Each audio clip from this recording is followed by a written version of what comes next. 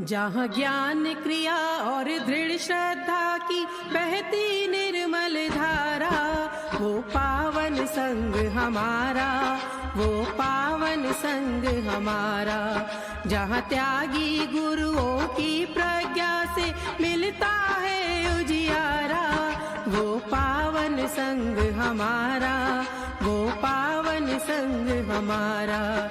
जहाँ ज्ञान क्रिया और दृढ़ श्रद्धा की बहती निर्मल धारा, वो पावन संग हमारा, वो पावन संग हमारा। यम नमः कुशल वंश विभूषणाय, यम नमः सती शिरोमणि नंदनाय, यम नमः सकल संकट मोचकाय, तुभ्यं नमः गणित सिंधु गणाधिपाय। भगवान महावीर को वंदन करने के पश्चात 1008 श्री हीराचंद जी महाराज साहब को के चरणों में भावपूर्ण वंदना। गुरनी मैया पूज्य श्री तेज कंवर जी महाराज साहब के चरणों में कोटि वंदन। वैसे तो हम सबके हृदय में गुरु विराजमान है, फिर भी कोई भी व्यवहारिक कार्यक्रम शुरू करने से पहले या प्रारंभ करने से पहले हमें मंगलाचरण की आवश्यकता है। अतः मैं श्राविका मंडल की महासचिव श्रीमती श्वेता जी कर्नावट से जोधपुर को आमंत्रित करती हूँ कि आप मंगलाचरण से मीटिंग का शुभारंभ करें। जय जिनेंद्र साहब। जय जिनेंद्र साहब। जय जिनेंद्र। ओंकार मंत्र है महामंत्र, इस मंत्र की महिमा भारी। आगम में कथी गुरुवर से सुनी, अनुभव में उसे उतारी। नमो अरिहंताणम, नमो सिद्धाणम, नमो आयर्याणम, नमो उवज्जायणम, नमो लोय सव्वसावणम, ऐसो पंच नमोकारो सव्व पाव फणासणो, मंगलानंद सव्वे सिंह पड़म हवै मंगलम। देव अरिहंत शरण उत्तम, दिव्य जिनकी देशना है। वीतरागी चित प्रभु, तुमसे मिलूं यह प्रार्थना। आचार्य संग के सारथी उवजाय, मुझको ज्ञान दो। निर्ग्रंथ गुरुओं से विनय, निज की मुझे पहचान दो। वंदना प्रकृति को करती हूँ अंतर भाव से, बल बुद्धि दो ऐसी प्रभु, बचती रहूं दुर्भाव से। गौतम की हो श्रद्धा गणी, गुरु भक्ति मेरा प्राण हो। बढ़ती रहूं निज लक्ष्य पे, आगम वचन फरमान। जय जिनेंद्र। बहुत धन्यवाद श्वेता जी। जैसा कि आप सबको विदित है, आज संपूर्ण विश्व इस कोरोना महामारी से त्रस्त है। सरकारी नियमों की पालना करते हुए एक निश्चित दूरी के साथ हम सब इस बार घर में रहते हुए चातुर्मास कर रहे हैं। साथ ही ये वर्ष पूज्य गुरुदेव आचार्य श्री हस्सीमल जी महाराज साहब का दीक्षा शताब्दी वर्ष के रूप में मना रहे हैं। संघ द्वारा दीक्षा शताब्दी वर्ष को विभिन्न धार्मिक गतिविधियां, प्रतियोगिताएं और अन्य कार्यक्रम डिजिटल मीडिया के माध्यम से मनाया जा रहा है। इसी कड़ी के अंतर्गत पूज्य गुरुदेव को श्रद्धा सुमन अर्पित करते हुए श्राविका मंडल की ओर से यह प्रथम वेबिनार आज हो रहा है और इस वेबिनार में मैं उपस्थित हमारे सभी पदाधिकारियों एवं सभी हमारे श्राविका मंडल के सदस्यों का सबका तहे दिल से स्वागत करती हूँ। परम श्रद्धेय अखंड बाल ब्रह्मचारी ज्ञान क्रिया के महान दीप स्तंभ पूज्य 1008 श्री हस्सीमल जी महाराज साहब के गुणों का नाम मात्र उल्लेख करने से अनेक विशाल ग्रंथ भर जाए तो भी उनके गुण समुद्र के समक्ष वह समस्त प्रयास मात्र एक बूंद के समान है। ऐसे अपार गुणों के धारक दिव्य महापुरुष के लिए जितना कहा जाए उतना कम है। फिर भी जिन शासन प्रभावक महान उपकारी जन जन की आस्था के केंद्र की दीक्षा शताब्दी के अवसर पर कुछ विशेषताओं, जो कि आज का विषय है हमारा, महिला सशक्तिकरण व श्राविका उत्थान के प्रणेता आचार्य हस्ती पर हम चर्चा करेंगे। पूज्य गुरुदेव सदैव श्राविकाओं को आगे बढ़ाने के लिए प्रेरित करते थे। उन्हीं के परिणाम स्वरूप हमारे संघ में कई ऐसी श्राविकाएं हुई है जिन्होंने स्वाध्याय, आध्यात्म व सेवा के क्षेत्र में उच्च मुकाम हासिल किया है। आज की हमारी मीटिंग की मुख्य वक्ता भी कुछ ऐसी ही शख्सियत है, श्रीमती डॉक्टर सुषमा जी सिंघवी, जयपुर। मुझे ये बताते हुए अत्यंत गर्व है कि डॉक्टर सुषमा जी हमारी श्राविका मंडल की प्रथम अध्यक्ष हैं। 24 सितंबर 1994 में जब श्राविका मंडल का गठन हुआ, उस समय डॉक्टर सुषमा जी अध्यक्ष तथा विमला जी मेहता जोधपुर कार्याध्यक्ष तथा श्रीमती सुनीता जी मेहता महासचिव पद पर थी। सृष्टि की फुलमारी में अनेक पुष्प खिलते हैं और मुरझा जाते हैं, लेकिन पुष्प की महत्ता व विशेषता इसलिए में होती है कि वह अपनी सौरभ से दूर दूर तक सुगंध फैलाता है। उसी प्रकार संसार में अनेक जीव जन्म लेते हैं, लेकिन उसी का जीवन सार्थक होता है जिनका आकर्षक व्यक्तित्व दूसरों के जीवन को नई और सही राह दिखाता है। जी हाँ, कुछ ऐसी ही शख्सियत है कि आकर्षक व्यक्तित्व की धनी है हमारे संघ की गौरव व विदुषी श्राविका श्रीमती डॉक्टर सुषमा जी सिंघवी। आप एक प्रोफेसर के रूप में कई विद्यार्थियों को विद्यादान दे चुकी है। इसके अतिरिक्त आप कई महत्वपूर्ण पदों पर अपनी सेवाएं दे चुकी है और निरंतर अभी तक दे रही है, जिनमें से प्रमुख है आप राजस्थान संस्कृत अकेडमी की चेयरपर्सन हैं, आप वर्धमान महावीर ओपन यूनिवर्सिटी की डायरेक्टर रही हैं, अपरिग्रह विश्व कोश की आप संपादक रही हैं। साथ ही पूज्य गुरुदेव के पवित्र सानिध्य में जो आपने अपने जीवन को सार्थक बनाया है, वही अनुभव व प्रेरक प्रसंग आज आप हम सबको बताएं, ताकि हम भी आपके जीवन से प्रेरणा लेकर आगे बढ़ सकें। मैं हमारी श्राविका मंडल की अध्यक्षा श्रीमती मंजू जी भंडारी से निवेदन करूंगी कि वे सुषमा जी व अन्य जो भी पदाधिकारी हमारे उपस्थित है उनका स्वागत करें और उन्हें आमंत्रित करें मंच पे कि वो आकर अपने उद्गार हम सबको। जी मंजू। सबको जय जिनेन्द्र।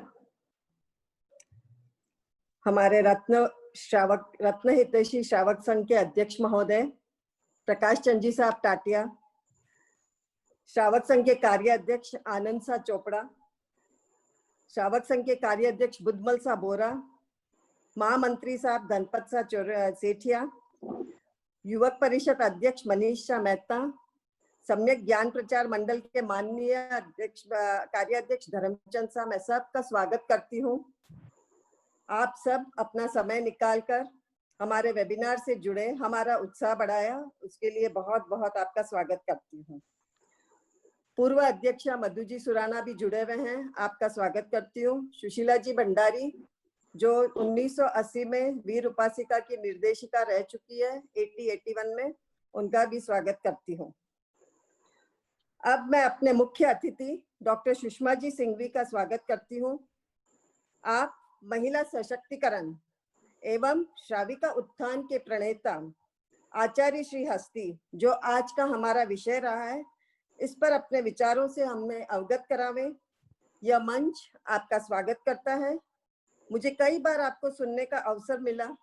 2012 में राजस्थान संस्कृत अकादमी की मुख्य वक्ता थी आप, और अरियंत परमेष्ठी पर भी आपका जो स्पीच हुआ था बहुत ही झंझोड़ने वाला था।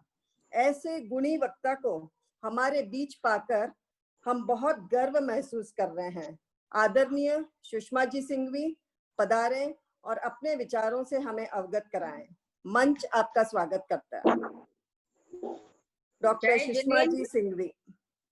जय जिनेन्द्र। जय जिनेन्द्र साहब। जय जिनेन्द्र साहब, वेलकम। आवाज आ रही है साहब? बिल्कुल हाँ, आ रही है साहब। साहब, बोलिए। बहुत बहुत अभिनंदन। पूज्य आचार्य प्रवर को वंदन करने के पश्चात, चतुर्वेद संघ को वंदन करने के पश्चात, अपने अखिल भारतीय श्री जैन रत्न हितैषी श्रावक संघ के अध्यक्ष, युवक संघ के अध्यक्ष तथा महिला संघ के अध्यक्ष, सभी पदाधिकारियों को नमन तथा सभी आगंतुक बहनों एवं श्रावक श्राविकाओं का वंदन करते हुए, आचार्य श्री ने प्रत्येक प्राणी मात्र के उत्थान के लिए प्रणयन किया है। लेकिन आज चूंकि हम महिलाएं इस विषय पर विशेष बात करने के लिए एकत्रित हुई हैं कि महिलाओं के विषय में उनकी हमें क्या दिशा निर्देश हैं, तो इस पर कुछ बात करेंगे। चाहे वो संतान के सृजन के विषय में हो, संतान के संवर्धन के विषय में हो, उनकी शिक्षा के विषय में हो, सखपन माने शादी ब्याह के विषय में हो, जब हम श्राविका होती हैं, जब हम जिनवाणी को सुनती हैं उस विषय में हो, या कि तो आचार्य श्री ने चंद छोटे छोटे लफ्जों में जीवन के सार को प्रस्तुत कर दिया। एक वाक्य आचार्य श्री के मुंह से सुना था कि जीवन बहनों निंदा से नहीं निर्माण से बनता है। गुरुदेव ने कहा बालिका देहली का दीप है, वो दो घर का उजाला करती है। देहली पर रखा हुआ दीपक घर के अंदर और बाहर दोनों को उजियारा करता है। एक एक शब्द में रस, मिठास, प्रेरणा और न जाने कितनी भावी हमें कर्तव्य के संकेत उन्होंने दिए। और आचार्य श्री ने जो भजन प्रस्तुत किए, तो उन भजनों के माध्यम से किस प्रकार कहीं वो बहनों संबोधन करते हैं, कहीं सौभागिनों संबोधन करते हैं, कहीं माताओं संबोधन करते हैं। जो कुछ संदेश है वो यद्यपि बालक बालिकाओं, स्त्री पुरुषों सबके लिए है, लेकिन उनका विशेष जो आग्रह है किस प्रकार हमारे जीवन को बनाने में रहा, मैं उन्हीं के भजन से सबसे पहले शुरुआत करती हूँ। प्यारी बहनों समझो धर्म, मर्म को जग फैलाना है। प्यारी बहनों समझो धर्म, मर्म को जग फैलाना है। अब बहनों से अपेक्षा देखिए, बहनों के प्रति विश्वास देखिए आचार्य श्री का, गुरुदेव का, कि मर्म को जग फैलाना है। मतलब महिलाओं में वो ताकत है कि वो अगर धर्म का मर्म समझ जाएं तो पूरे विश्व में क्रांति ला सकती हैं। इतना बड़ा दायित्व गुरुदेव ने हमारे कंधों पर सौंपा है, इसे हमें ध्यान रखना है।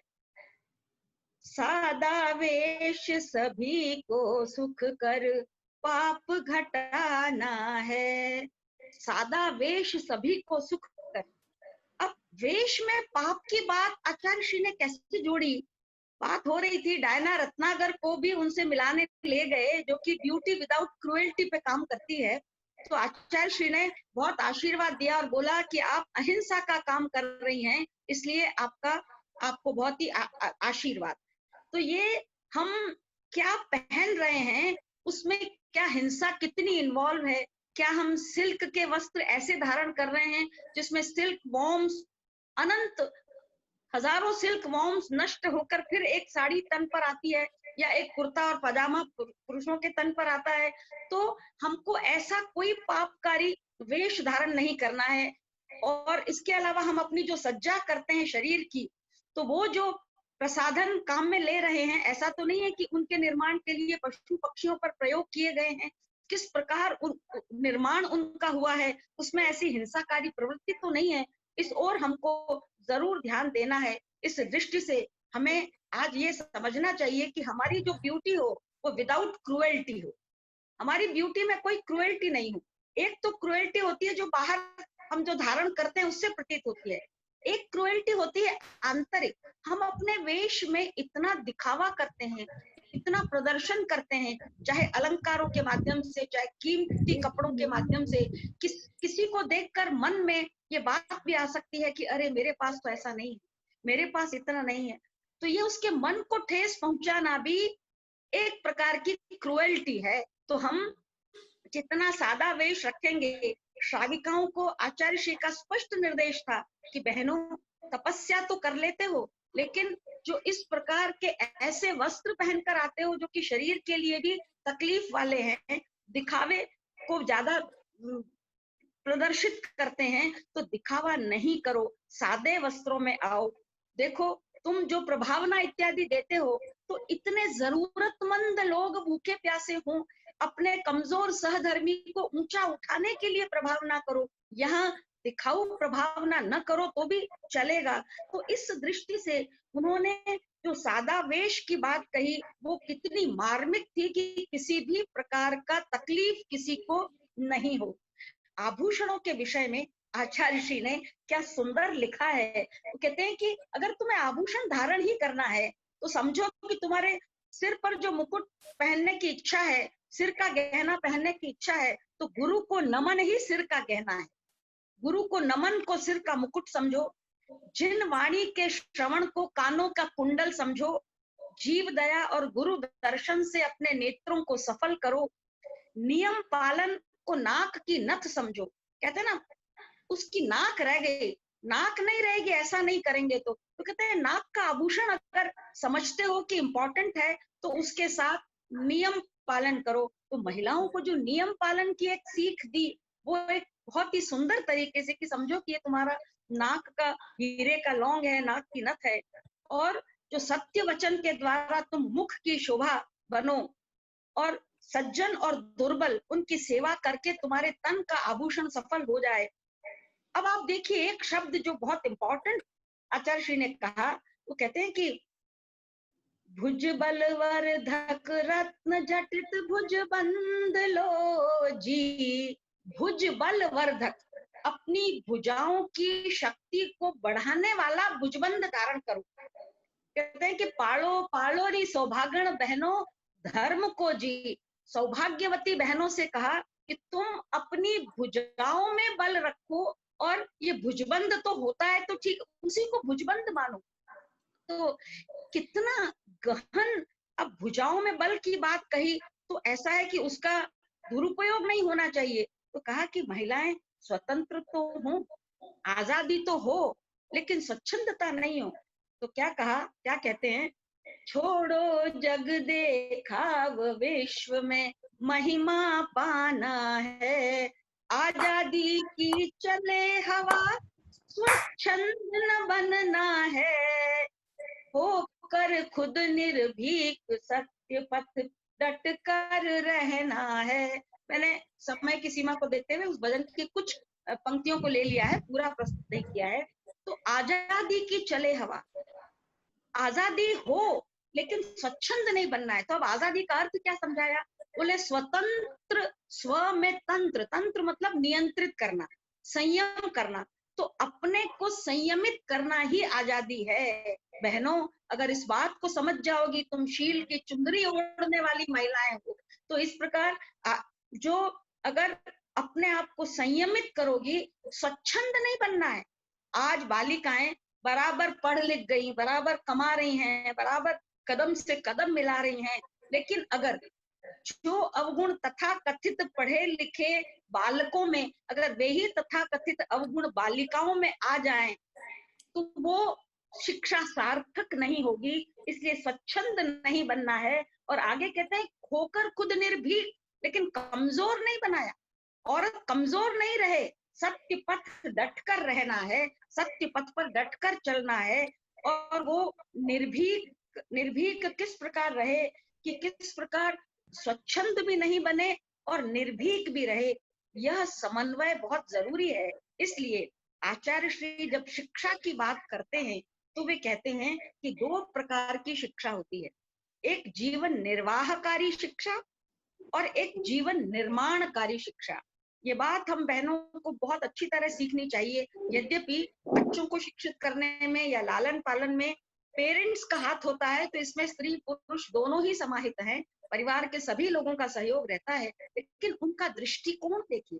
वो कहते हैं कि जीवन निर्वाहकारी शिक्षा में दिमाग से काम करते हो, वहां अध्याय पढ़ते हो, जो भी कोर्स होते हैं उसमें चैप्टर्स होते हैं बुक्स में, तो अध्याय पढ़ते हो, बुद्धि का उपयोग करते हो, कौशल सीखते हो, जीवन यापन करते हो, किसी संस्थान में वहां भी गुरु से सीखते हो।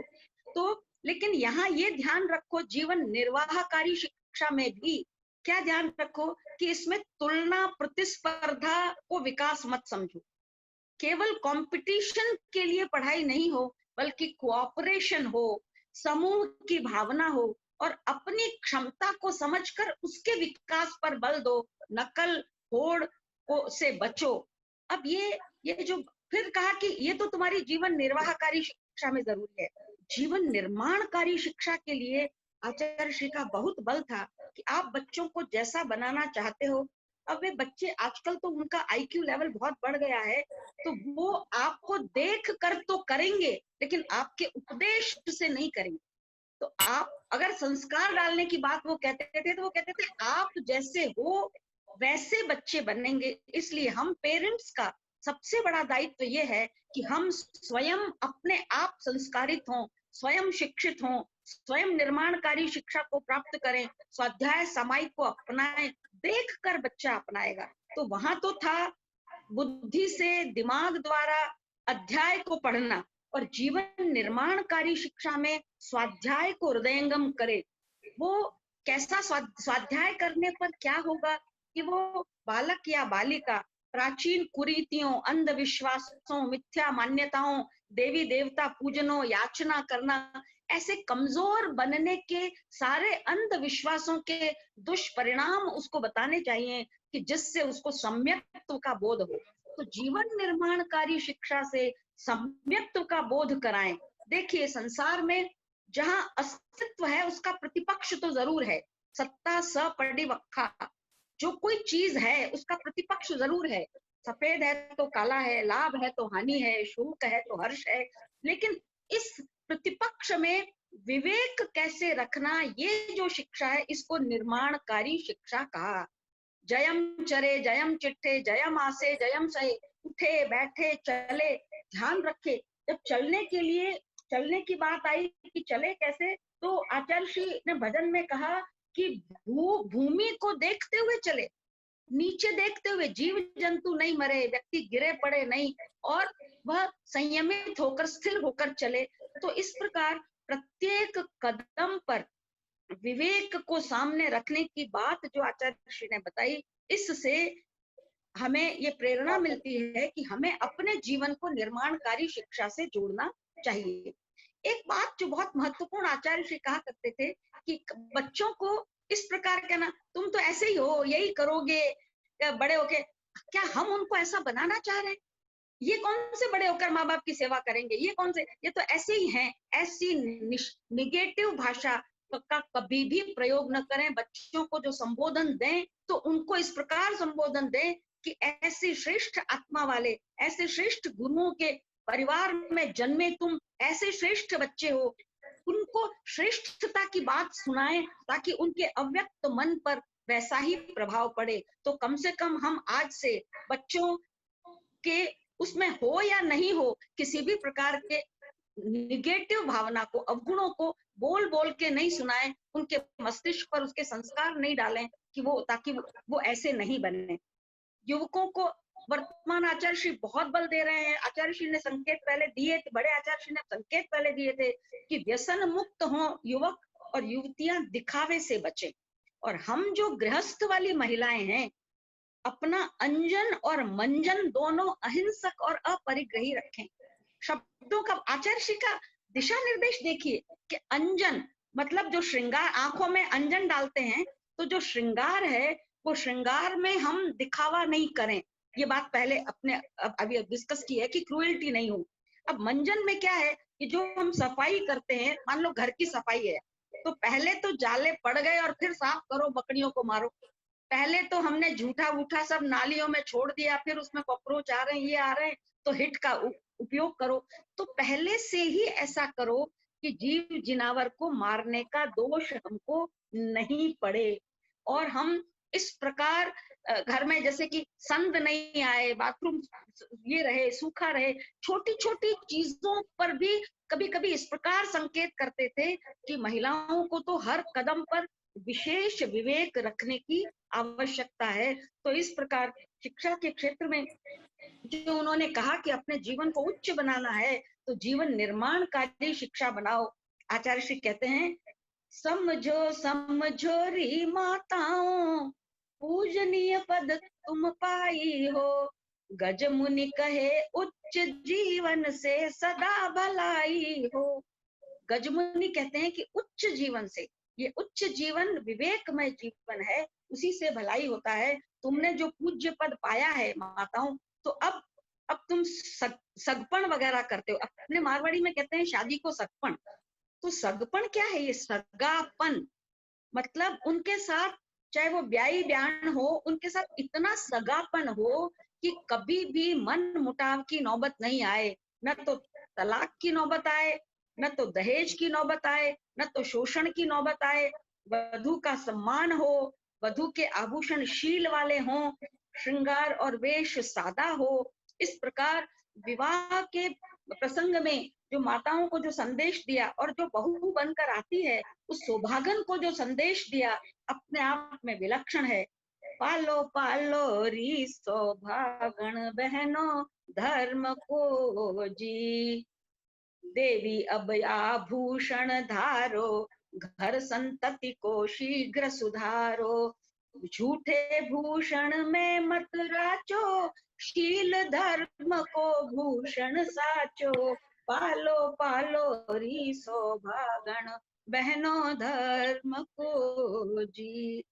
तो धर्म की आराधना से, स्वाध्याय और सामायिक से हम हस्ती उन्नत कर दो, देश धर्म और संघ को जी। कहते हैं कि देश धर्म और संघ को उन्नत कर दो। कितना महिलाओं पर विश्वास कि तुम देश को उन्नत करने की सामर्थ्य रखने वाली हो, धर्म को, शील को उज्जवल कर दो। तो इस प्रकार श्राविकाओं के लिए, महिलाओं के लिए, माताओं के लिए इस प्रकार के संदेश दिए हैं कि वो हर कदम पर हमको अहिंसा, अपरिग्रह और अनेकांत की ओर प्रवृत्त होने को प्रेरित करते हैं। किसी का दिल मत दुखाओ, घर में जरूरत हो उतना रखो, बिना बात के उद्गलों का संग्रह मत करो। ये जड़ चीजों का संग्रह में ज्यादा रुचि रखोगे तो खुद की बुद्धि भी जड़ हो जाएगी।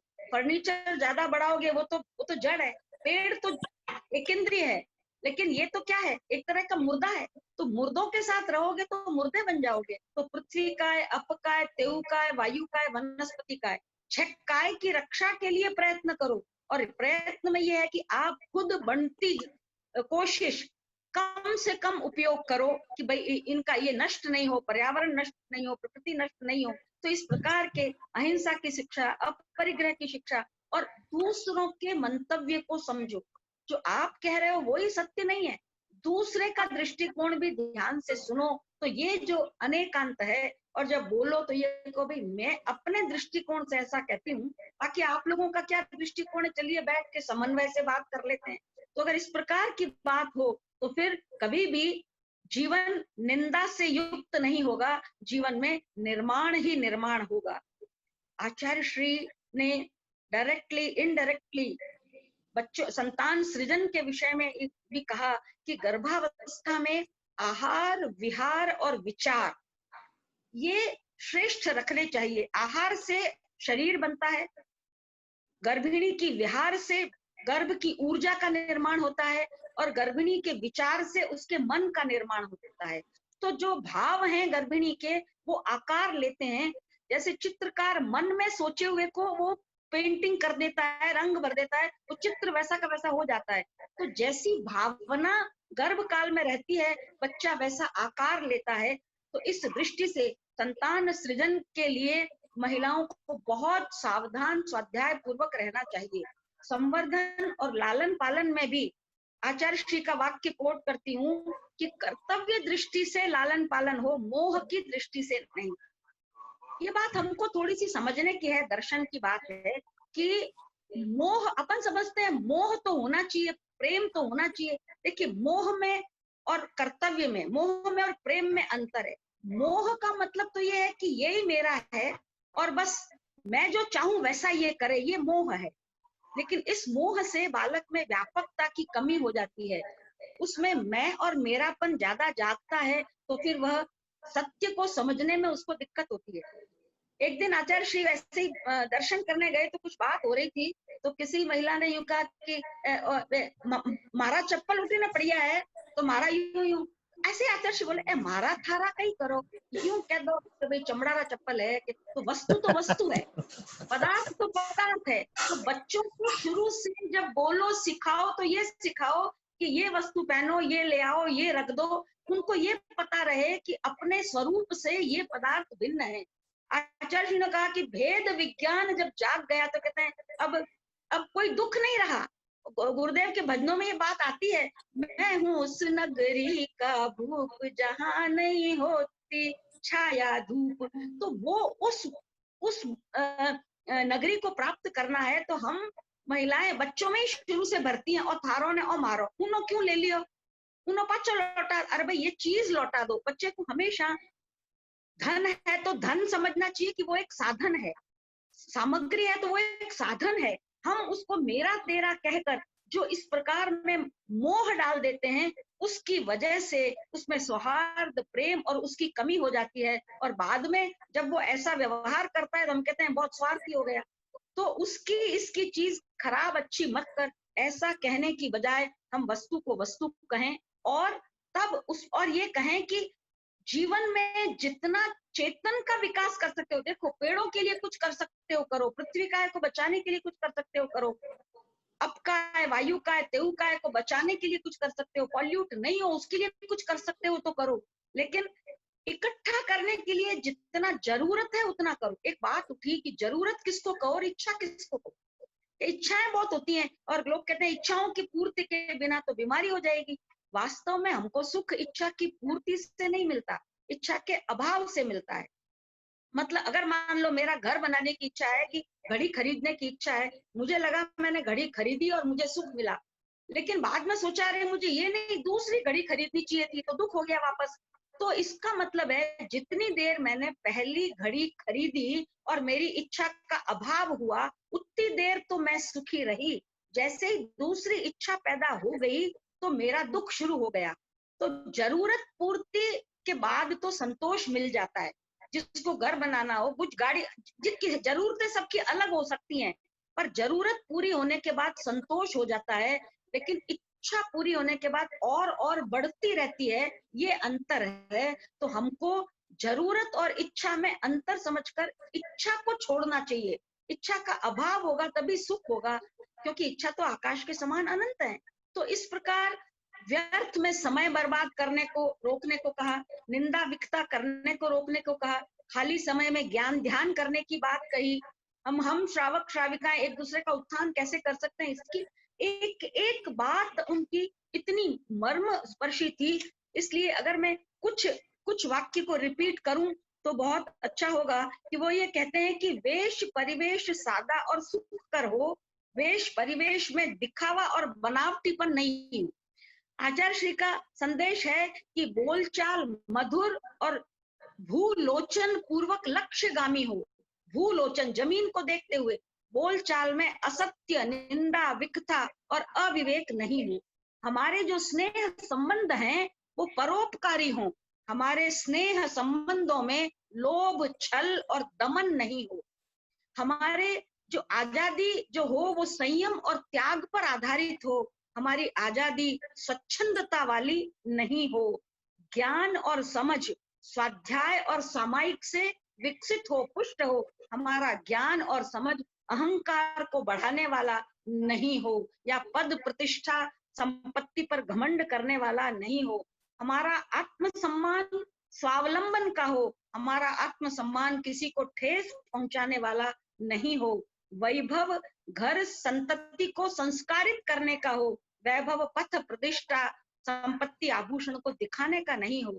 हमारे सामने मैं दर्शन करने गई, आचार्य श्री के सुशीला बोहरा बहन जी भी एक तरफ थी। एक महिला आई जिसको कि ससुराल छोड़कर पीहर आना पड़ा, कहीं तलाक वलाक की बात हो गई। वह उसने वंदन किया तिक्कुतों से, वो जो सीधी खड़ी हुई तो उसकी आंख में आंसू आ गए। आचार्य श्री ने देखा, उसको कहा भाई चिंता मत कर।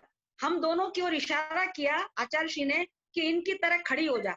आचार्य श्री को महिलाओं के स्वावलंबन की प्रेरणा इस गजब की देते थे, और आचार्य श्री के समक्ष मधु जी सुराणा, सुशीला जी भंडारी, इचरज देवी जी ने कितने तप उनके प्रभाव से किए, या कि इंदर बाईसा, सत्यन बाईसा, MC भंडारी साहब, मंजुला जी, बम, एक एक लोगों को इस कदर प्रेरणा दी, हमारे जीवन को जैसे उत्थान कर दिया।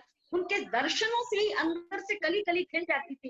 एक बार बहुत भीड़, आचार्य श्री के कुछ कह रहे हैं, मुझे रोकना है, मैं 5 मिनट में समापन करती हूँ, फिर जो भी आप बोलिए, नहीं नहीं नहीं, आप बोलिए। चर्चा हो, कुछ चर्चा करेंगे, 5 मिनट के बाद में हाँ, अपना फिर समापन। हम 10 मिनट के लिए मंच खुला रखेंगे, किसी को कुछ पूछना होगा तो। अभी आप अपनी बात आराम से पूरी करिए। तो सभी लोग ऐसे दर्शन करने जा रहे थे, घोड़ों के चौक की बात थी, तो यूं भीड़ की भीड़, ऐसा लग रहा था जैसे औरतें एक दूसरे पर गिर पड़ जाएंगी। शायद देर, व्याख्यान कुछ लंबा हो गया था तो देर हो गई थी, तो आचार्य, तो मैं जब दर्शन करने गई, मैंने कहा बताइए बाप जी थोड़ा नीचे से, कल से ऐसा है कुछ व्यवस्था कर देंगे तो लाइन से महिलाएं आएंगी और अनुशासन बना रहेगा। तो मुझे एक मुस्कुराहट पूर्ण एक वाक्य कहते हैं कि भाई अनुशासन तो अंदर हूं, वह जो खुदरा अनुशासन है वही अनुशासन है। क्या बात, जीवन को झकझोर देने वाली बात, कि अगर अनुशासन तो स्व से होता है, भीतर से होता है, बाहर से थोपा हुआ अनुशासन चलता नहीं है। इस प्रकार ऐसे ऐसे अंदर के निज पर शासन, पहले अपने पर अनुशासन हो, अनुशासन तो बाद की बात है। तो इस प्रकार एक एक कदम बात के लिए इतनी चीजें याद आ रही हैं, बहुत सारी चीजें। एक बार एक प्रसंग सुना रहे थे कि वो अखबार वाले ने पूछा कि अगर आपकी अहिंसा कहाँ तक जाती है, मतलब कि भाई आप इंसानों को बचाओ, जानवर, तो बाप जी ने कहा जीव मात्र तक जाती है, जीव मात्र तक जाती है। डीआर मेहता साहब, कुछ बात हो रही थी कि भाई रास्ते में कोई माँ बच्चे को छोड़ के चली गई, तो कुछ बात करते हुए बाप जी इनके लिए भी कुछ करने का करें कि भाई कुछ आश्रम वगैरह ये वो। बाप जी ने एक सेंटेंस का एक शब्द कहा, सोचो, बस। अब साधु की भाषा में लोक कल्याणकारी कार्यों को करने की उनकी प्रेरणा, सोचो, बस वो सोचने का बात। वो बाल शोभा गृह खुल गए, बाल शोभा गृह खुला, और किस प्रकार ये सेवा के कार्य हुए। जितनी भी संस्थाएं काम कर रही हैं उनके लिए एक शब्द विकलांग को वो दर्शन कराने के लिए लेकर आए, तो मंगलिक दी और कहा कि सेवा का कार्य महान है।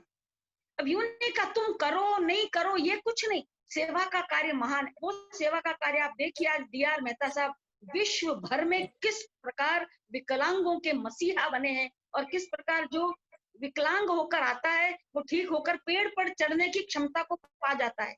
तो ऐसे सेवा के कार्य, उन्होंने कहा कि अहिंसा, हिंसा नहीं करना तो है, पर सेवा करना भी है। आप श्राविकाएं हैं, साधु साध्वी के विहार का ध्यान रखना, उनके आहार का ध्यान रखना, उनकी परिउपासना करना, तो सेवा में अहिंसा है। हम देखकर किसी जीव को नहीं मारना, ये तो हमको समझ में आया, ये हम नहीं करेंगे, लेकिन उसका पॉजिटिव सेवा करना भी बहुत जरूरी है। झूठ नहीं बोलना वो ठीक है, पर चुप रह के झूठ को छुपाना ये गलत है। सत्य बोलने की ताकत होनी चाहिए। तो इस प्रकार वो महिलाओं को भी भीरू नहीं बनाना चाहते थे, वो कहते थे सबल बनो, और सबल नहीं बनोगी तो तुम सत्य नहीं बोल सकती, फिर तुम कमजोर होगी तो झूठ बोल बोल कर अपना काम चलाओगी। तो झूठ नहीं बोलने का, सबल होने का। चाहे विधवा हो, चाहे परित्यक्ता हो, चाहे कोई प्रताड़ित हो, उनको पैर पे खड़े होने की प्रेरणा तो देते थे, साथ साथ इशारा करते थे कि अगर कोई दो परिवारों में कुछ मन मुटाव है तो इशारा करते कि भाई आप समता भावी हो, थोड़ा आप देख लो। मोफत रासा ने कई ऐसे घरों में सामंजस्य स्थापित कराया है जहां वर्षों वर्षों पीढ़ियों से लोग नहीं बोलते थे। ऐसे महिलाओं में भी इशारा करके कि इचरज कौर भाई दर्शन कर रहे हैं तो इशारा करके कि वो थोड़ा देख, थोड़ा यूं इशारा कर दिया, उनको देख लेना। तो कई कई घरों के जिनमें बोलचाल नहीं थे, जिनके परिवार टूटने के कगार पर थे, वो सही हो गए। तो इस दृष्टि से अनंत अनंत जीवों के उपकारी जो रहे, तो वो महिलाओं के, बालिकाओं के, सुहागिनों के, चाहे वो पीड़ित हो, चाहे अबला हो, चाहे विधवा हो, परित्यक्ता हो, सबके जीवन को तारने वाले प्रभु के समान हमारे गुरुदेव रहे। वो कहते थे कि धर्म जन्म से नहीं, सत्कर्म और सद्गुणों से होता है। वो कहे कि धर्म को दस्तूर मत करो, उसको आचरण में लाओ। तब वो उसकी खुशबू से तुम्हारा जीवन महकेगा। और जैसा शिखर राज साहब का एक इसमें वार्ता आई थी, उन्होंने नैतिक, प्रामाणिक और निपुण बनने पर बल दिया था। तो आचार्य श्री के ये तीनों शब्द बहुत प्रिय थे। बोले नैतिक बनो, प्रामाणिक बनो और निपुण बनो। मतलब तुम जिस विषय में तुमको आता है तो उसमें श्रेष्ठ बनो। तो नैतिक बनना जरूरी है, प्रामाणिक बनना जरूरी है और निपुण जीवन जीना जरूरी है। ये तभी कर सकते हो जब सादगी पूर्वक जियोगे, आडंबर रहित जियोगे। अब जब तुम ये नैतिक, प्रामाणिक और निपुण होगे तो सरकारी कानून को भी नहीं तोड़ोगे। ऐसा तो नहीं कि तुम सरकार के टैक्स की चोरी करोगे, फिर जिन शासन का कानून भी नहीं तोड़ोगे, ना तो झूठ बोलोगे, ना चोरी करोगे, ना हिंसा करोगे, जिन शासन का कानून भी नहीं तोड़ोगे और कुदरत का कानून भी नहीं तोड़ोगे। कुदरत कहती है कि भाई मैं तुम्हारे लिए हवा, पानी, सूरज, पेड़ सब फ्री में सबके लिए बांटती हूँ, तो इसका उपयोग तुम करो तो उतना ही करो जितनी जरूरत है। और इसके उपयोग से जो तुम अपनी फैक्ट्रियां, अपने कारखाने चलाते हो, उसमें जो सामग्री जो बनाते हो प्रोडक्ट, उस प्रोडक्ट पे स्वामित्व मत करो। तुम्हारे जरूरत जितना तुम काम में लो, बाकी औरों की जरूरत भी पूरी करो। तो हम जो पर्यावरण का, कुदरत का, प्रकृति का जो कानून है उसका भी पालन करेंगे। तो गुरुदेव ने हमें सरकारी, जिन शासन और कुदरत के कानून के पालन की जो दिशा बताई कि नैतिक, कभी कभी लगता है कि नैतिक और प्रामाणिक होने पर बहुत कम पैसा मिलेगा, फिर कैसे काम चलेगा, हम समृद्ध नहीं होंगे तो हमारी इज्जत क्या होगी। तो समृद्धि का अर्थ वो समझाते थे, कहते थे कि समृद्ध वो है कि जो संपन्न है। संपन्न वो है जिसके अभाव नहीं है, अभाव उसके नहीं है जिसके चाह नहीं है, और चाह उसके नहीं है जिसके इच्छा नहीं। कितनी बड़ी बात है। अगर आप कोई मांग मांग करता रहे तो उसको मांगता कहोगे कि समृद्ध कहोगे? जो मांगे और चीजें मांगे, वो तो मांगता ही हुआ, भिखारी हुआ जो मांगता है। तो वो जिसको और चाहिए, लाख हुआ तो 10 लाख, 10 लाख तो करोड़, करोड़ तो अरब, अरब तो खड़ब, छोटी गाड़ी है तो बड़ी, बड़ा घर है तो और बड़ा। जिसको मांग रहे तो वो समृद्धि नहीं है। समृद्धि इच्छा के अभाव में है और सुख त्याग में है, क्योंकि त्याग करने पर हम परतंत्र नहीं होते। क्या होता है, मान लो मैं किसी चीज के बिना नहीं रह सकूं तो वो मेरा मालिक, मैं नौकर। भाई मैं अगर एसी के बिना नहीं रह सकूं तो एसी मेरी मालिक और मैं उसकी नौकर। नौकर किसको कहते हो? जो हमारी दी हुई चीज पर आश्रित रहता है, उसका काम हमारे बिना नहीं चलता, तो वो नौकर हुआ। तो कहते हैं कि ऐसे परतंत्र मत बनो, कुछ नियंत्रण सीखो, कुछ संयम सीखो, शरीर को साधो, आप तन को साधो, मन को साधो। उससे क्या होगा कि तुम मजबूर नहीं बनोगे, तो दास नहीं बनोगे, नौकर नहीं बनोगे और जीवन का निर्माण कर सकोगे। तो ऐसे हमको ये समझाते थे कि किस प्रकार तुम मालिक बनो। असली मालिक वो होता है जो त्याग करता है। जो हमने त्याग कर दिया उसकी चिंता नहीं, कोई खा जाएगा, ले जाएगा, चोर आ जाएगा, हमारा पता चल जाएगा किसी को, ये सब। तो जो हम वितरण करते हैं, हम आप कमाओ, आप पढ़ो, ये समझ के कि कभी नहीं मरना है, तो अच्छी पढ़ाई करोगे, अच्छा कमाओगे, लेकिन हम किसी भी समय मर सकते हैं, ये सोचकर विद्या को भी फैलाओ और जो आपने कमाया है उसका भी वितरण करो। जरूरतें बहुत कम है। इस कोविड-19 के महामारी के समय में हमको समझ में आ गया कि हम कितने कम से काम चला सकते हैं। लोग कह रहे मन तो खर्चो ही कोनी में, आजकल साग भाजी फ्रूट आ जावे और आटा दाल सब उजा रहा है, वो खर्चो ही कोनी, करते जावा बाजार नहीं जावा तो खर्चो ही कोनी। अब मतलब हमारी जो रियल जरूरतें हैं वो बहुत ही कम है। इस दृष्टि से ये तुम्हारा प्रैक्टिकल है, ये प्रैक्टिकल है। हाँ जी, बहुत प्रैक्टिकल है और टेक्निकल है। नहीं नहीं, ये बहुत अच्छा बोलती है। ये मैंने बंद कर दिया, बहुत अच्छा। हमको अहिंसा और सेवा में रुचि लेनी चाहिए। आचार्य कहते थे कि दो रास्ता है, या तो कहिए कि साधु बन के ये समझ लो कि शरीर भी मारो नहीं है, शरीर पर से भी मोह हटा दो, तो फिर आप आत्मा के दर्शन, आप आत्म साक्षात्कार कर लोगे, आप लीन हो जाओगे। और या फिर क्या है, गृहस्थ में हो तो सेवा करके भी आप वीतरागी बन सकते हो। अब सेवा करके वीतरागी कैसे बन सकते हो? भाई शरीर को भी अपना नहीं मान के वीतरागी बनना तो समझ में आता है। महावीर ने इतना तप किया, इतने सालों में कितना मौन रहे, खाया ही नहीं 12 साल में, वगैरह वगैरह। तो कहते हैं कि एक उदाहरण है गुब्बारे का। गुब्बारे, एक मोटा गुब्बारा है जिसकी परत बहुत मोटी है, उसको फुलाया तो उसका आकार अंदर से बढ़ा और परत क्या हुई, पतली हुई। फिर और फुलाया तो उसकी परत और पतली हो गई। तो तो जितना दायरा बढ़ता है वो राग की परत पतली होती जाती है हमारी। अभी हम सेवा कर रहे हैं बेटे बहू पिता माता इसकी, फिर हमारा थोड़ा सा विकास हुआ, हम पड़ोसी के लिए भी कुछ करने लग गए। फिर हमारा ऐसा विकास हुआ कि रास्ते में किसी को तकलीफ में देखा तो उसके लिए भी पैसा खर्च करके उसको अस्पताल में दिखा दिया।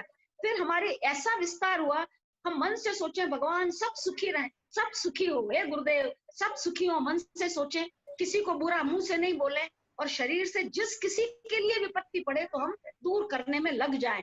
तो ये हमारा जब विस्तार सेवा का इतना हो जाएगा तो राग का आवरण तो हट जाएगा और हम सेवा में प्रेम का आवरण, प्रेम बढ़ जाएगा। तो कहते हैं कि आप श्रावकों के लिए सेवा सबसे बड़ा धर्म है कि उससे अहंकार मिटता है, उससे संग्रह मिटता है, परिग्रह भी छूटता है, अहंकार भी मिटता है, मन भी शुद्ध होता है। तो स्वाध्याय और सामायिक का असली प्रयोग होता है।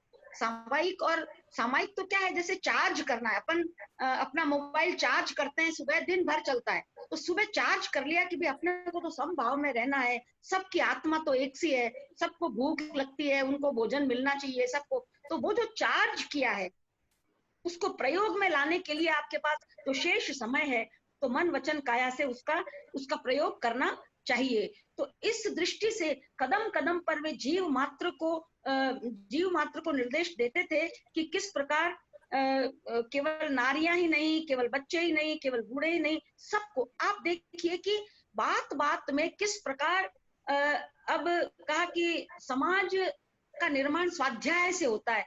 तो लोगों ने कहा कि तो बाप जी फिर स्वाध्याय में, तो क्या स्वाध्याय संघ, अपना संघ है तो स्वाध्याय संघ हो सकता है। आप देखो कितना बड़ा उपकार हुआ इस स्वाध्याय संघ से कि जिसका अनुसरण कई संप्रदायों ने किया। मुझे स्वाध्याय संघ में स्वाध्यायी बनाकर हांगकांग भेजा गया था।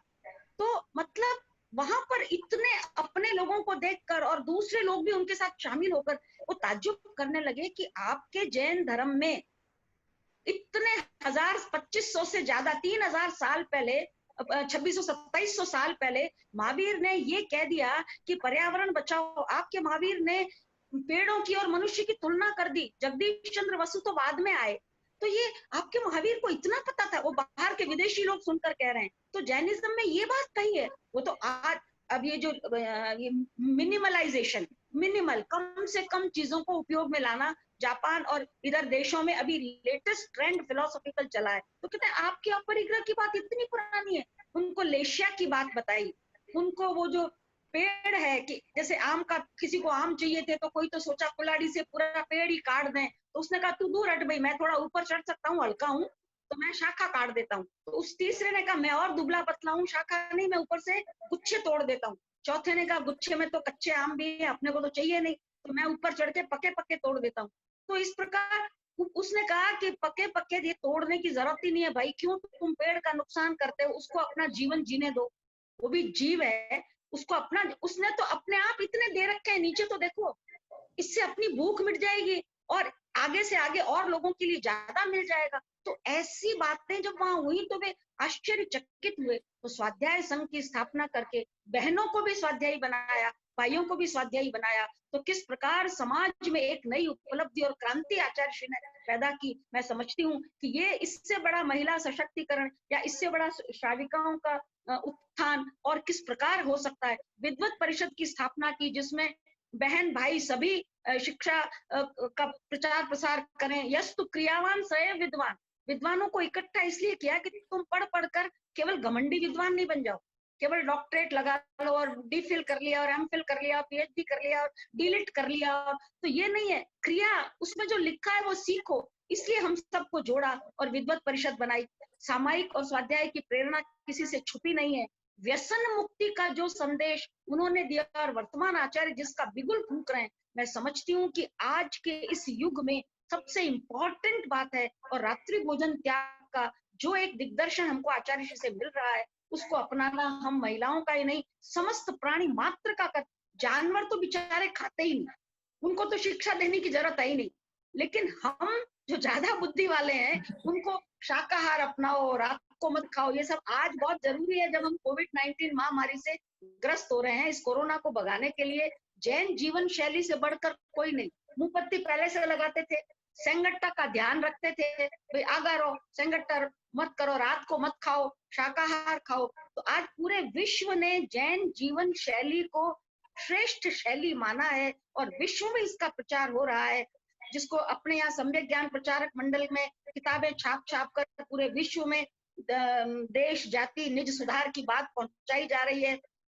स्वाध्याय संघ की पत्रिका चल रही है जिसमें श्राविकाओं श्रावकों सबको संदेश दिया जा रहा है। हमारी जिन वाणी प्रत्येक जन जन में जिन वाणी का संचार कर रही है। तो ये आचार्य श्री के इतने आयाम हैं कि उन आयामों पर एक आयाम को घंटों घंटों उस पर बात हो सकती है। लेकिन सबसे बड़ी बात वो कहते थे कि क्रिया और ज्ञान दोनों होना चाहिए। जानते तो सब हैं, जो अपनाते हैं आनंद में वही रहते हैं। तो इस प्रकार शिक्षा में, चिकित्सा में, विद्यालय, छात्रावास, पुस्तकालय, ज्ञान भंडार, जनहितकारी प्रवृत्तियां, ये आचार्य श्री के साधु वृत्ति की सीमा में, उस भाषा में हल्के से संकेत से श्रावकों ने जीवन भर, श्राविकाओं ने एक काम को उठाया। हमको याद आता है अकाल राहत का वो समय, 5 लाख पशुओं को बचाया। आचार्य श्री के संथारे के समय में किस प्रकार तुरंत सब श्रावक श्राविकाएं इस बात को तैयार हो गए कि बकरों को अभय दान, इतने बकरे खरीद, 325 बकरे 21 अप्रैल को खरीद लिए गए। 21 अप्रैल को खरीद कर अमर कर दिए। तो वो उनके समाधि होने से पहले ही कितना प्रभाव था कि वो जहां कदम रखते हैं वहां हिंसा हो नहीं सकती थी। एक बार बिहार में चल रहे थे, बहुत धूप थी, पता नहीं मेरे मुंह से निकला, कितनी तेज धूप है, आचार्य श्री और संतों को कितनी तकलीफ हो रही होगी। आप विश्वास नहीं मानेंगे, दूसरे क्षण में बादल आ गए। मैं तो इतनी विस्मित, मैं कहती क्या कृपा है, मतलब कितना, यानी आपके श्रद्धा में बल हो तो आप मन में जो सोचो वो काम कर सकते हो, करवा सकते हो, इस प्रकार। और आचार्य श्री ने जो खास तौर से कि भावी पीढ़ी की पहली शिक्षक माता है। अब तो माता बनने पर लोगों को तकलीफ होने लगी है, महिलाओं को, बच्चियों को। अरे माता का गौरव जो उन्होंने समझाया कि किस प्रकार गर्भ में ही पूरा वो बच्चा शिक्षित हो जाता है। और एक सेंटेंस हमको आज भी ध्यान में रखना है कि संतति से मोह नहीं रख के कर्तव्य पालन के रूप में बच्चों को संस्कारित करें। हम जो नहीं बने वो बच्चे को बनाना चाहते हैं, ऐसा नहीं करें। बच्चे को छोड़ें, उसका ध्यान रखें, उसकी सुरक्षा करें, लेकिन ये देखें कि वो किसमें प्रवीण है, क्या चाहता है, उसको मदद करें। बस हम माता पिता तो हो ही गए, अब हम और ऊपर से उसको कंट्रोल क्यों करना चाहते हैं? कंट्रोल की बजाय उसको दिशा निर्देश देने का काम हमें करना चाहिए, ताकि वो भी माने और हमारा जीवन भी सफल हो। तो मोह में और कर्तव्य में जो अंतर आचार्य श्री ने समझाया, और एक देवी देवताओं को पूजना, मांगना, ये दे दो भगवान, ये अंधविश्वास, ये पाखंडी पूजा, ये याचना, इससे कमजोर हमको नहीं बनना है। इस ओर हमारा ध्यान आकृष्ट किया। और भी हमारे जीवन में चेतन का महत्व हो, जड़ का नहीं हो, इस बात को उन्होंने हमें समझाया। मैं 2 वाक्य में अपनी बात समाप्त करती हूँ कि हमारा मन से अगर हम ऐसा चिंतन करें जिससे किसी भी चेतन का, पृथ्वी का, अपा का, तेउ का, वायु का, वनस्पति का, त्रस्काय का विकास हो, हम वचन से उनके लिए कल्याणकारी बात को कहें और शरीर से लिए उनके लिए ऐसा करें कि जिससे चेतन का विकास हो और हमारा ध्यान पुद्गल जड़ चीजों के संग्रह से मिटे। केवल जरूरत पूरी करने में हम अपना जीवन यापन करें तो दूसरे की जरूरत भी पूरी कर सकते हैं। और इच्छाओं के जाल में पड़े तो कभी भी हम अपनी इच्छा पूरी नहीं कर सकते, तो दूसरों की इच्छा तो सोच ही नहीं सकते। और ढोंग ढकोसले, मृत्यु पर उटपटांग रोना करना, ये सब अखाद्य भक्षण, अपेय पान, अगम्य गमन, बुरे व्यसन, इन सब से दूर रहकर जो हमारा दिशा निर्देश किया है, मैं समझती हूँ कि हम महिलाएं और श्राविकाएं आज उनके निर्देशन में सशक्त होकर अपना और समस्त सामने वालों के जीवन को सही दिशा में चला सकते हैं। जय जिनेन्द्र। आपके ऑब्जर्वेशन, आपका जो भी प्रश्न विचार आमंत्रित। बहुत बहुत धन्यवाद सुषमा जी, बहुत ही सुंदर विचार आपके और इतने अच्छे भावपूर्ण जो वक्तव्य और प्रसंग आपने हमें बताए। हम सब आपके बहुत आभारी हैं। इच्छा पूरी होने पर भी और लगा रहता है। ये अभी आपसे ही सुना और हमारी भी इच्छा हो रही है हम लगातार आपको सुनते रहें, लेकिन समय की सीमा है। हमें आगे कार्यक्रम को थोड़ा और विस्तार देना पड़ेगा, इसलिए तो अब मैं हमारे जो अभी उपस्थित है पार्टिसिपेंट्स, मैं उनसे निवेदन करती हूँ, अगर किसी को सुषमा जी से कोई भी प्रश्न पूछना है तो कृपया वो हैंड राइज कर दे, तो हम उसे म्यूट कर देंगे और आप इनसे कुछ भी प्रश्न पूछ सकते हैं। किसी का कोई प्रश्न है? सभी प्रतिभागी जो भी हमारी मीटिंग में उपस्थित है, आप कुछ भी अगर पूछना चाहें अपनी तरफ से या आपका कोई प्रश्न हो तो आप अपने आप को अनम्यूट करके पूछ लीजिए। हाँ जी, बोलिए। कौन? जय जिनेंद्र अलका जी, मैं हाँ जी। संगीता बोरा। हाँ जी, बोलिए बोलिए संगीता जी। मुझे एक थोड़ा सा जानना था, नैतिक और प्रामाणिक इन दोनों में क्या डिफरेंस है? देखिए सुषमा जी। नैतिक, हाँ जी, नैतिक और प्रामाणिक। नैतिक होता है नीति से संबंधित, जैसे एक हमारे कोई परिवार की नीति है, हमारे समाज की नीति है, हम जहाँ नौकरी कर रहे हैं वहां की कोई नीति है, उस नीति के अनुसार काम करना, आपको समय पर पहुंचना है, समय पर आना है, आपकी नीति ये है कि इतने ये काम इस प्रकार करना है, तो ये काम हुआ, नैतिक काम हुआ। यानी रूल। नैतिक काम में भी वो काम सही होगा, जो काम नैतिक होगा उसमें प्रामाणिकता होना जरूरी नहीं है, लेकिन जो प्रामाणिक होगा वो नैतिक होगा ही। प्रामाणिक का मतलब क्या कि हम जो कुछ भी कर रहे हैं वो प्रमाण प्रस्तुत करेगा, यानी वो दूसरों के लिए इस प्रकार आदर्श होगा कि वो लोग कहेंगे कि ये काम तो वो इस बात को बहुत अच्छे से करते हैं, वो इसमें प्रमाण है, वो ये काम उनसे सीखा जा सकता है, ये काम उनसे समझा जा सकता है, तो वो उसमें प्रामाणिक हैं, मतलब उनको प्रमाण के रूप में कोट किया जा सकता है।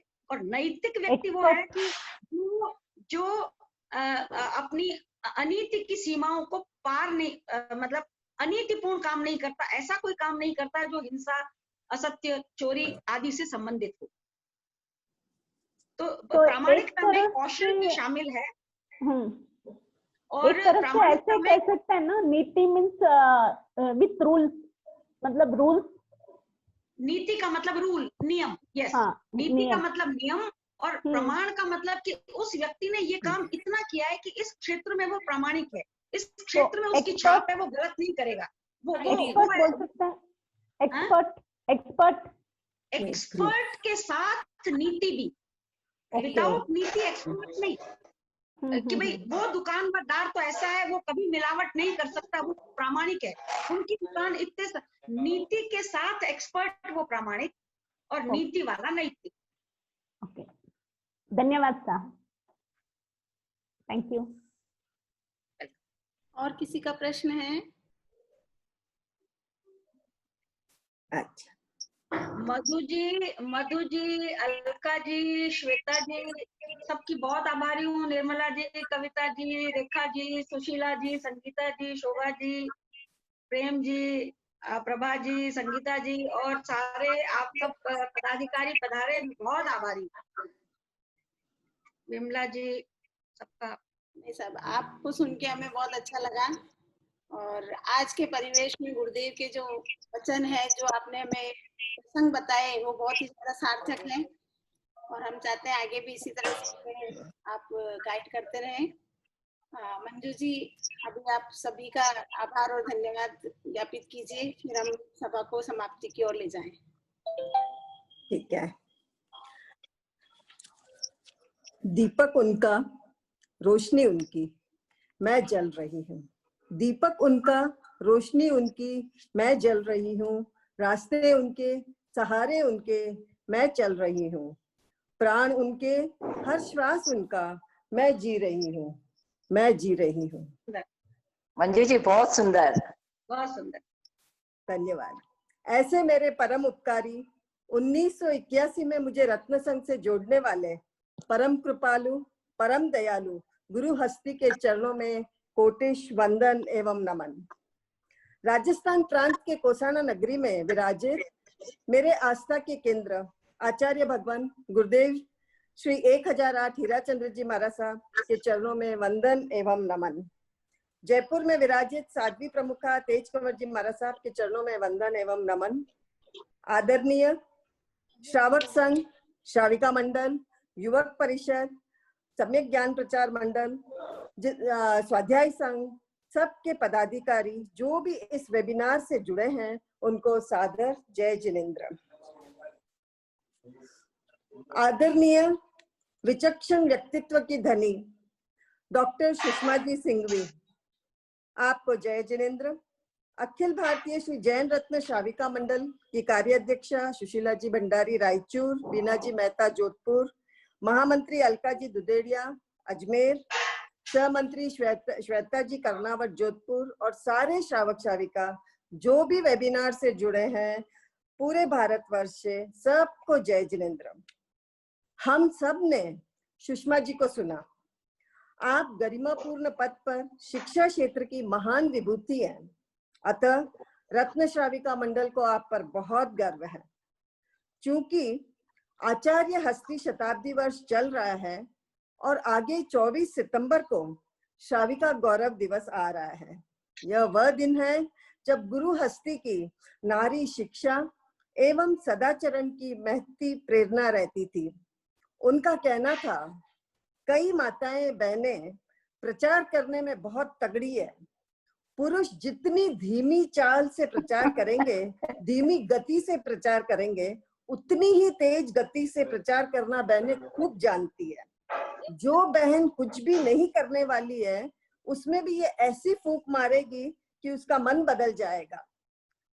अतः नारी को संस्कारों से सशक्त बनाने एवं धर्म से जोड़ने हेतु 1994 में 24 सितंबर को श्री जैन रत्न श्राविका मंडल की स्थापना हुई थी और सुषमा जी सिंघवी इसकी पहली अध्यक्षा थी। हम सबको आप पर बहुत गर्व है सुषमा जी, जो आप आज हम सब के बीच में हैं। आज 25 साल पूरे हुए हैं और 26वां साल 24 सितंबर को पूरा होगा। आने वाली 24 सितंबर डॉक्टर सुषमा जी सिंघवी मंडल की पहली अध्यक्षा थी, जिन पर गुरु हस्ती की महती कृपा थी। आज आप सब ने उनके उद्बोधन सुने तो समझ ही गए होंगे।